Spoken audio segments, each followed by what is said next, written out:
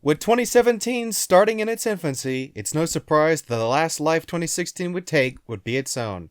We are FJNN, and this is our year in review.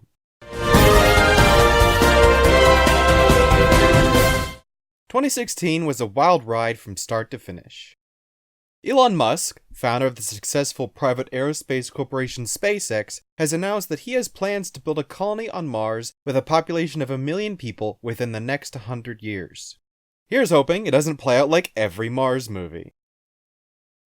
After a 5-year, nearly 2 billion mile journey, the Juno spacecraft entered orbit around Jupiter, carrying with it instruments to study the composition of the gas giant's atmosphere.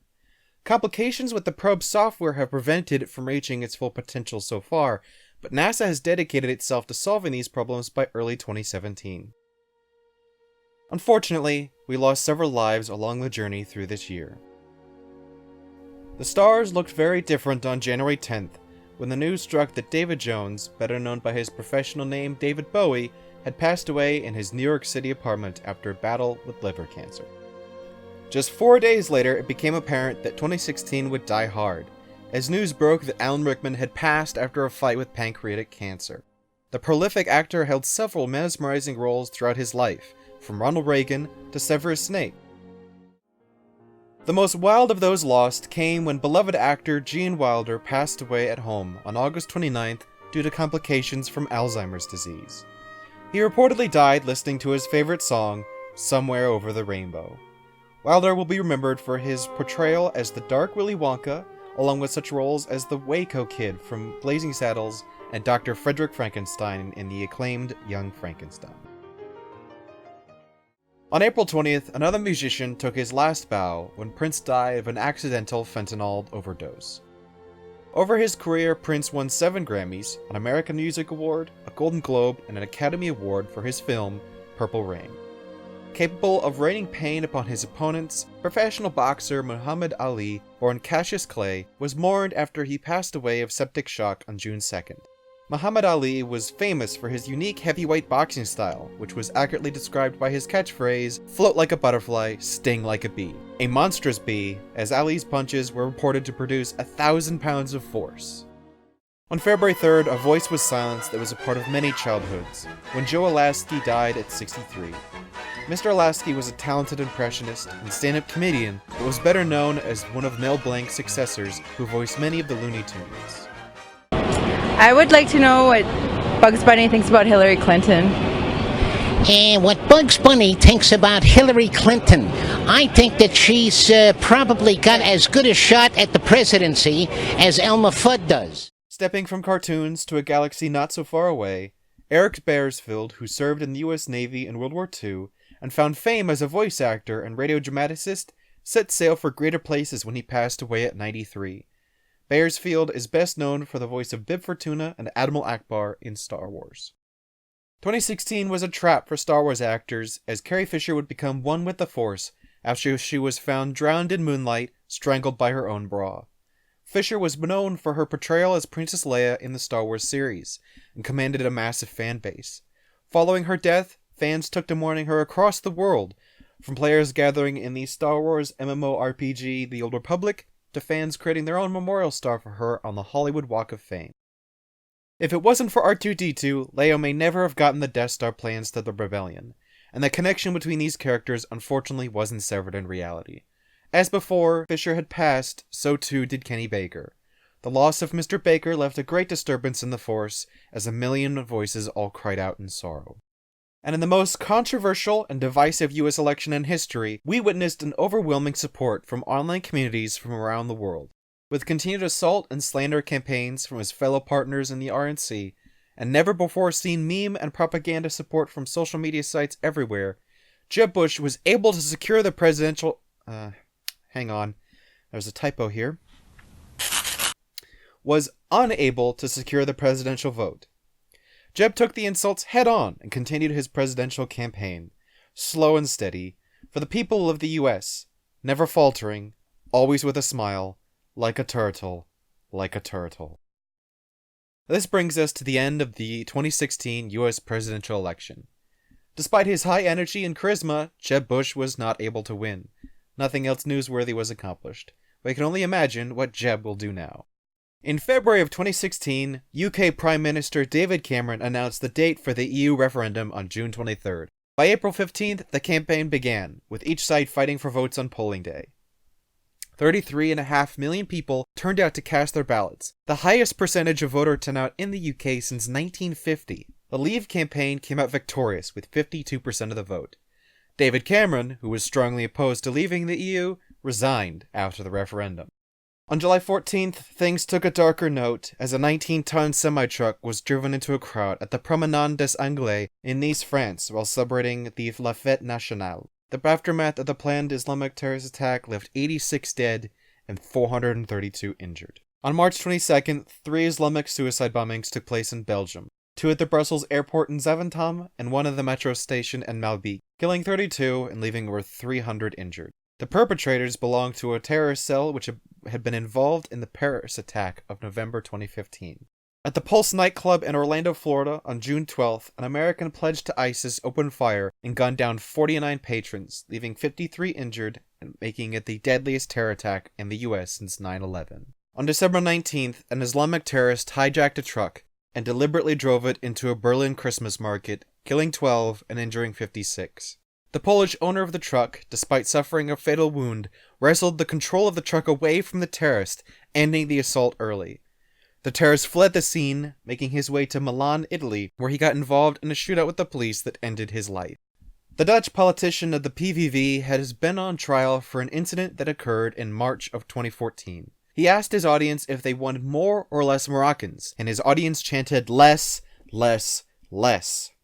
For that, he was sued for group insult, hate speech, and discrimination. Nearly 6,500 people had their reports registered in order to sue Mr. Wilders. The forms to do this were pre-printed by several police offices, and various mosques have urged their audiences to file reports. On examination, an unknown portion of these reports turned out to be fake. On December 9th, Wilders was found guilty for group hate and incitement of discrimination against the Moroccan race, but he will not yet suffer a judicial punishment. Thousands of teachers have been protesting in Mexico against an education reform ever since 2013. However, the continuing protests throughout 2016 turned lethal and disruptive as roadways were blocked and violent clashes with the police ended with the deaths of several protesters. The contested reform would require that teachers pass an evaluation proving they are fit to teach. The teachers state that the reform was written without their input, and that there was no dialogue or negotiation, sparking fears of the potential partial privatization of public education in Mexico. In response, President of Mexico Enrique Peña Nieto promised to install a working table and to not suppress the movement, and declared that they're open to dialogue as long as the leaders of the opposition accept the education reform. The teachers have yet to see the response of the Mexican government to install the negotiation table. In the summer of 2016, the mobile app Pokemon Go, where users can catch Pokemon in battle gyms, swept the world, leading to hundreds of memes, tons of road accidents, and a slight improvement of the general health. OPEC confounded its doubters and sent crude oil prices soaring by agreeing to its first production cuts in 8 years. The deal, designed to drain record global oil inventories, overcame disagreements between the group's 3 largest producers, Saudi Arabia, Iran, and Iraq. It was also broader than many had expected, extending beyond OPEC. Most strikingly, Russia agreed to unprecedented cuts of its own output. The rally in oil prices will lead to higher gasoline prices around the globe. Some places in the US could rise 5 to 15 cents a gallon per week as global oil inventories continue to deplete without rebuilding reserves. A breakthrough in gene editing technology called CRISPR will allow unprecedented levels of genetic modification in the near future. This technology can be used in the future to fix genetic defects, cure certain types of cancers, or create an army of supermutants. An experimental Ebola vaccine is shown to be 100% effective, with hundreds of thousands of doses being manufactured in case of future Ebola outbreaks. This should prevent any more Americans from gaining superpowers. Many species have been removed from the endangered species list, including giant pandas, manatees, Colombian white-tailed deer, green sea turtles, and humpback whales. Researchers at the Johns Hopkins University succeeded in developing a cybernetic arm with individual fingers that can be controlled by thoughts alone, allowing its user to pick up small objects. It works by an implant that reassigns nerves in the arm to allow the brain to directly control the limb. Meanwhile, in West Korea, ongoing protests have erupted demanding the impeachment of President Park. Miss Park found herself embroiled in a large corruption scandal with her friend Choi Sun-shi involving influence peddling. Her approval rating has since fallen to 5%, and West Korean National Assembly voted overwhelmingly to impeach her.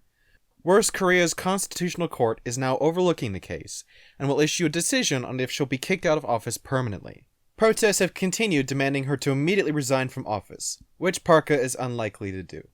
If removed from office, Parka will be losing her immunity to prosecution. It's time now to thank our sponsor for this video.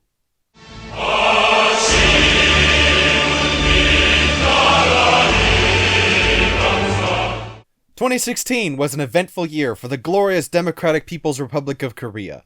Repeated missile firings were met with fantastic success. The DPRK is also believed to have tested another nuclear weapon in September, which led to increased sanctions from the UN and US later in the year. West Korea and the US have agreed to deploy a missile defense network to better defend against anything the DPRK may produce. China protested strongly to the network, citing that it would weaken their own defenses. Russia responded to Pyongyang with their own show of force.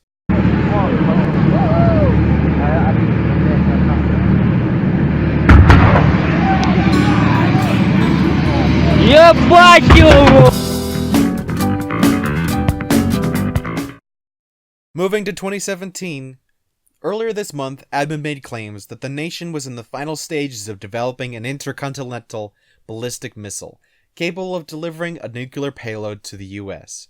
The strength of such a device isn't yet known, as Pyongyang claims to have successfully tested a hydrogen bomb, while experts in the US and West Korea believe it's most likely to be a low-yield nuclear weapon, such as the one deployed on Hiroshima. President-elect Trump, who has been an advocate for the expansion of the US nuclear arsenal, was quick to comment that such an event won't happen. While the likelihood of a DPRK ICBM detonating on US soil is slim, as such a detonation would suggest it had penetrated the missile defense system, such threats should not be ignored. We with FJNN would like to thank you for joining us as we begin our project. We are interested in hearing continuous feedback from the community as we progress, and encourage each other to promote their talents and interests in the events that shape each other's lives.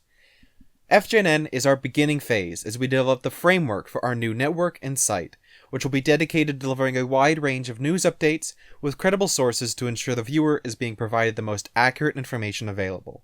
We look forward to processing and advancing as time continues, with growing involvement from the community. We encourage the community to let us know what you think about our first video, and provide any additional suggestions or feedback to add to the learning experience. We would like the community to express what they felt was significant for the year of 2016 that may not have been covered in this video, and what expectations you have for the year of 2017. Thank you for joining us, and have a lovely day.